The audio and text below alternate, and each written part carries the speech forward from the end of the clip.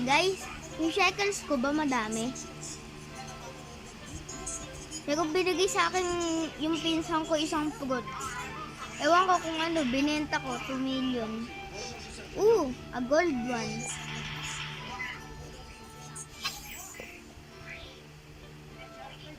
Saan na all gold?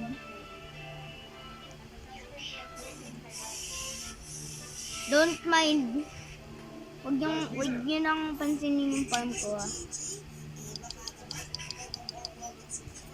Just don't mind my farm. My garden.